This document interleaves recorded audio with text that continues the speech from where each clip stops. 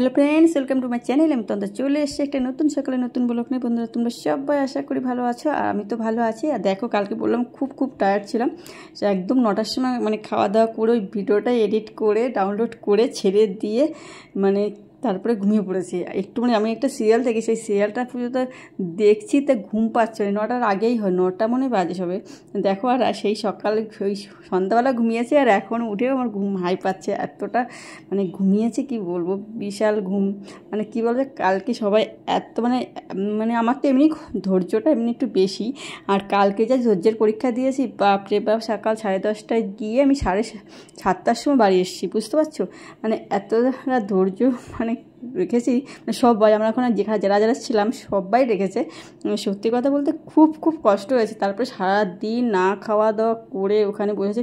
একটা কিছু নেই, দোকান আবার দোকান টোকান ছিল, কিন্তু ওখান থেকে আবার বেরিয়ে যাবো, দোকানে আবার যাবো, সেই জন্য আমার যাইনি। আর একটা আইসক্রিম ছিল, সেই আইসক্রিম কিনে খেয়েছিলাম, আর ওখান থেকে জল দিয়েছিলাম, সেই জল। আর আমি বাড়ি থেকে জল নিয়ে গেছিলাম, তো একজন জল চাচ্ছে, জল কোথায় পাবে আর কি, সেটা জিজ্ঞাসা করছিল। তো আমার ছিল আরেকজন জ্ঞান দিচ্ছে যে এই জল তুমি নিয়ে বেরো না কেন, তার কাছে জল রয়েছে, কিন্তু সে জ্ঞানটা দিল, কিন্তু জলটা আর দিল না। ওই জ্ঞান সবাই দেয়, তো সেরকম একটা ব্যাপার। তারপর আমি জলটা দিলাম, তারপরে দেখে বলতে ওই জলও দিয়েছে। তো ওই 2 পট জল খেয়েছি, বুঝলে, 500 মতন 1 লিটার জল খেয়েছি। তো সারাদিন টয়লেটের কিছু, ওখানে এত তাপ ছিল যে টয়লেটের ব্যবস্থা ছিল, আর আমি তো আমার ইনফেকশনের জন্য যেখানে সেখানে টয়লেটে যাইও না। তো খুব কষ্ট হয়েছে বাড়ি এসে, অতক্ষণ চেপেই ছিলাম, আর খুব অবস্থা খারাপ হলে যেতেই হতো। তো বন্ধুরা, আজকে ঈদের জন্য সবাইকে অনেক ভালোবাসা আর অভিনন্দন। ঈদের আজকে তো ওদের খুব একটা খুশির দিন। তো এখন তো আর আমরা সবাই একরকমই অনুষ্ঠান, সবাই সবার অনুষ্ঠানগুলো সেলিব্রেট করি, কিন্তু আমাদের তো সেরকম ব্যাপার নেই যে ওখানে করবো না। আমার কিন্তু আমাদের সব ধরনের বন্ধুবান্ধবই আছে, কিন্তু তো ওই জন্য আর কোনো সমস্যা হয় না। তো ওর কাছ থেকে আমি অনেক কিছু, ওদের ধর্মের অনেক কিছু জানতে পারি, ও আমাদের তাও জানতে পারে। খুব ভালো ইন্টারেস্টিং একটা ব্যাপার। আর এই যে ভয়েস দিচ্ছে, আমার মেয়ে সে দরজা সে খোলার জন্য চেষ্টা করছে, তো আমি তো এখন খুলবো না, খুললে খুব দুষ্টুমি করে। তো বন্ধুরা, এইটাই আজকে এখানে আছে প্রথম ক্লিনিংগুলো আমার রেগুলারই থাকে। তো এখানে আমি একটু পরিষ্কার করে নিচ্ছি, কালে আগে পরে ঘরটা পরে ক্লিন করবো, ঝাড় দেবো। তো এখানে করছি এইগুলো রাখবো, আমি বালিশ টালিশগুলো রাখার আছে, এটা বেডটা আমার পরিষ্কার করতে হবে। তো তার জন্য কি বলি, এইটা রাখার জন্যই এখানে আর কি পরিষ্কার করে নিলাম, যে এখানে রাখবো, এখানে রেখে দিই, নিচে না রাখলে হবে না। তো এখানে সব রেখে দিচ্ছি। আর এই বালিশগুলো কিন্তু আমি তৈরি করেছি, কিন্তু তখন আমার ফোনের অবস্থা খুবই খারাপ ছিল, আগের ফোনটার, ভিডিও করতেই পারতাম না। তো তার জন্য তোমাদের সঙ্গে আর শেয়ার করতে পারিনি। এই বালিশগুলো আমি করেছি, ওই 2টো কুশন আর এই পাশ বালিটা আমি করেছি। তো এই জন্য যখন দেখাতে পারিনি। আর এই দেখো, আজকে গত সপ্তাহে কিন্তু আমি ক্লিন করিনি খাটটা, আজকে না ক্লিন করলেই হবেই না। তো এই পাশটাও কী বলো তো, সেই সময় যখন এসি বসিয়েছিলাম তখন না ইটের গুঁড়ো, আমি তাহলে কেমন ক্লিন হয়েছে বোঝো। এখনও মনে হচ্ছে কি আমার ওটা ইটের গুঁড়োটা এখন রয়েছে, খাটে লাগানো রয়েছে। কী বলো তো, এখানে আমার হাতটা পুরো যায় না, তো ওই জন্যই পুরো আমি টাচ করতে পারি না, ওই জন্য ভালো ক্লিন হচ্ছে না। আর এই পাশটা তো আমি যেদিনকে আমি বেড চেঞ্জ করি, বেড কভার চেঞ্জ করি, সেদিনকেই আমি পরিষ্কার করি, আর না হলে করা হয় না। আর এমনি কিন্তু খুব একটা নোংরা হয় না। আর এই পাশে জানলা তো আমি জীবনেও খুলি না, এখন খুব গরম পড়ছে, এখন ওই বিকালের দিকে খুলবো, কারণ এই পাশে খুব তাপ আসে, আর ওই ওরা সাইডে রান্না করে বলে আর আমি খুলিও না। এই জন্য বিকালের দিকে খুলবো, যখন ওরা রান্না করে না আর তাপটা অনেক কমে যাবে, তখন ভাবছি খুলবো।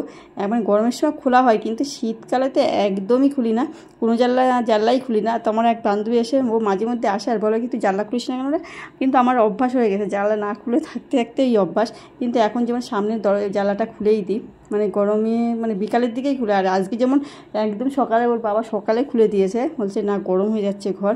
তো আর এখন একটু গরম পড়েছে মনে হচ্ছে, আমার একটু খুব কমই গরম লাগে, সবাই তাই বলে। আমি যখন একা থাকি না, এই যে আমি এখন ভয়েস দিচ্ছি, ভয়েস দিতে এমনি ফ্যান অফ করতে হয়, কিন্তু আমি একা থাকলেও কখনো ফ্যান চালাই না, আমি এমনি শীত কাতরে, কিন্তু গরমটা না খুব কমই লাগে আমার। ওই জন্য আমার বড়বাবু বলে কি তুমি এসিটা কিনা ফালতু হয়েছে। সত্যি সত্যি এসিটা আমি শখেই কিনেছি, ফালতু হয়েছে। এখনও একদিন এসি চালাইনি, কিন্তু আমার বান্ধবীরা বলে ওরা এসি, আমার এক বান্ধবী আছে, বলে এবার কবে থেকে এসি চালাচ্ছি। আমি তো বলি এখন আমি ফ্যানই আমার লাগে না, তো এসি কোথাতে চালাবো, আমি একা থাকলে তো এসি চালাই না। তো এই জায়গাটা না একটু মানে কী বলতো এরপরে আর কি একটা তোষক দিলে ভালো হতো, কিন্তু আমরা দিই না, কারণ আমার বড় ওরা অনেক সমস্যা আছে, এরা দিলে এই রোগ হয় ও রোগে হয়, এমনি সময় যেগুলো মানার সেগুলো মারবে না। আর এটা মানে কেনার জিনিস হলেই বলে কি আবার এটা করলে এই হয়, এটা করলে ওই হয়, বাহানা আর কি, মানে কিনতে চায় না। ওর এই শখের জিনিস বলতে কোনো কিছু কিনতে চায় না। তো আমি কবে কিনবো সেটা তো আমার তো ইনকামই করি না, তো আমি কবে কিনবো, কিন্তু আমার খুব শখ। আমি যেরকমই থাকি মানে সাজি আর না সাজি, কিন্তু আমার ঘর বাড়ি সাজানো ক্লিন পরিষ্কার এইসব দেখো এগুলো পরিষ্কার করেই রাখি। কিন্তু কী বলতো এই খাটটা এতটা কমা হয়ে গেছে, মানে খুবই মানে বেশি তো খুব একটু বয়স না, কিন্তু পোকায় কেটে কেটে মানে এত যত্ন করার পরেও পোকায় কেটে দিচ্ছে। কিন্তু যত্নের অভাবে না, এটা হচ্ছে কি আমি তো ক্লিন করে মানে সবসময় করতেই থাকি, মোটামুটি করতেই থাকি, কিন্তু তবুও পোকায় খুব কাটানোর জন্য আমার ঘুমও হয় না, এরকম একটা বিরক্ত করে মাঝে মধ্যে। আজকে যেমন করেনি, দুই একদিন খুব করে। তো ওই যে এখন যাচ্ছে কি আমার বড়বাবু আছে কি এটিএমের টাকা মানে এমআই কাটবে, তো তাই এটিএমের এই যে ইয়ার এন্ডিং মাস চলছে, তো টাকা চাচ্ছে আমার কাছে। তো আমি বলছি বাসি ঘরের থেকে আমি তো দেবো না, আর আমি ড্রেসপত্র চেঞ্জ করিনি। ও তো বলছে কি না এখন না দিলে হবে না, সকালবেলা আমি গিয়ে দিয়ে আসবো, রোদে যাবে না। তো সেই থেকে ওরা ওর সঙ্গে এই কথা বলতে বলতেই আর কি সমস্যা হচ্ছে। আমি বলছি না বাসি করতে দেবো না, ও আর কি জোর করছে না দিতে হবে, এখন না দিলে হবে না, পরে একদিন আবার মানে আমার সময় নেই আর পরে। তো কালকে আবার 1 তারিখ পড়ে যাচ্ছে, ওই জন্য আর কি মানে টাকাটা ভরতেই হবে। এই কারণে আর কি ওর সঙ্গে কথা কাটাকাটি হচ্ছে সারাদিন, এই তো করে, এছাড়া তো কোনো কাজ নেই, ক্লিন ছাড়া তো কোনো কাজ নেই, মুখটা দেখো ভার করেই রয়েছে। তো আমার তো এই কাজ, আর তো কোনো কাজও নেই সত্যি কথা বলতে। এই করি, ক্লিন করতে আমার খুব ভালোও লাগে, নিজের জিনিসটা নিজের পরিষ্কার পরিচ্ছন্ন করে রাখবো, এটাই তো ব্যাপার। তো এখন না নিয়ে যাবেও না, কিন্তু আজকে আমার মনে হয় সমস্ত রুলস ভাঙতেই হলো। দেখো সমস্ত নিয়ম টিম আজকে ভেঙেই দিলাম, সেই টাকাটা আলমারিটাও খুললাম, সেই স্নান না করে বাসি করতে টাকাটাও দিলাম, এই করছি। আর এই দেখো এতগুলো জামা কাপড়, একদম মানে জামা কাপড় কাচতে হবে। আর তা আজকে মানে কী বলো তো সোমবার, আজকে ভাবলাম কী বলো তো যেদিনকে আমি খুব জামা কাপড় ওয়াশ করি সেদিনকে ঘরটা খুব কম, মানে সমস্ত ঘর না মুছলে একটু মানে 2-1টা ঘর মুছি, যেমন ঠাকুর ঘর বারান্দাটা এরকম মুছি। আর এই যে আমার মেয়ে এখন বই দিয়ে গেল, ওর এখন ধরতে হবে, জানলা খোলা রয়েছে জানলা দিয়ে দিল, বলছে কি এটা করতে হবে। তো এটাও ঘরটা আর কি সমস্ত, আজকে সোমবার, আজকে ভোলে বাবারও দিন, তো ভোলে বাবারকে আজকে সবাই তার কাছে জলও ঢালছে, তার আমি এই দিনকে যদি ঘরটা না মুছি কেমন হবে না। তো আমার এটা একটু ব্যতিক্রমী থাকে। আর এই যে পাপোশটাও আমি কিন্তু প্রতিদিন ওই ব্রাশ দিয়েই ঘষে দিই, যখন ধুই ব্রাশ দিয়ে, আজকে একটাই ধুচ্ছি, কারণ মাঝে মাঝে এটা হচ্ছে একদম সামনের পাপোশ দুটো, ওখানে দুটো থাকে, তো এইগুলো আমাকে ওয়াশ করতেই হয়। এটাও এইভাবেই করি আমি, মোটামুটি একটু ব্রাশ দিয়ে ঘষে তারপরে একটু করে, নরমটা হলে অসুবিধা নেই, একটু নরম বলে অসুবিধা হচ্ছে না। যদি নরম না হয় তখন কিন্তু এরকম করা যায় না, ওয়াশ করতে গেলেও সমস্যা হয়। তো এই জন্য আমি এইভাবেই করি, ব্রাশ দিয়ে আগে ঘষে নিই, তারপর অল্প হালকা ঘষলে, অনেক সময় হাত দিয়ে ডুলেও ঘষি।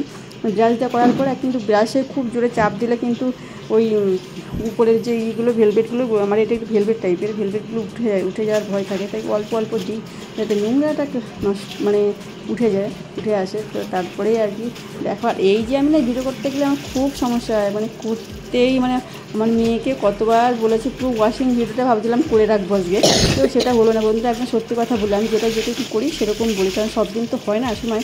কিন্তু আজকে আমার বড়বাবুরও মুডটা খুব খারাপ, আর ওই যে টাকা নিয়ে গেলো বললাম, সমস্ত নিয়মটা আমি ভেঙেই ফেললাম আজকে, সমস্ত ওই করে ও চলেই গেছে। আর ওকে দিয়ে এসছে, কিন্তু এখন আর আমার কোনো কাজ করছে না, বলছে না করবো না। তো আমি স্নান করে উপরে জামা কাপড় মেলে দিয়ে সূর্যদেবকে অর্ঘ্য দিয়ে গাছে জল দিয়ে পুজো দিয়ে বহু টাইম চলে গেছে, কারণ আমি মুখে বলছি কিন্তু করতে আমার বহু টাইম লেগে গেছে। আর আজকেও বলছে না আমি খাবো না, সকালে রান্না করতে হবে না, সেটা ওটা ফাঁকি মানে খুব ভালো হয়েছে, মানে খেতে হবে না। তো আমরা কি করেছি, দুইজনে মা মেয়েকে একটা ডিম সিদ্ধ করে দিয়ে মানে ভেজে দিয়েছি, আর আমি 2টো ডিম সিদ্ধ খেয়ে নিয়েছি। এইটা হচ্ছে কি আমার মানে খুব খিদেও যাচ্ছিলো, আর আমরা তার আগে একটু জুস খেয়ে নিয়েছি। আমার যে জুসগুলো খাই আমি আর মেয়ে, সেই জুসটা খেয়ে নিয়েছি। তো আমাদের সকালে খাওয়ার কোনো অসুবিধা নেই, যে আমার টেনশান নেই।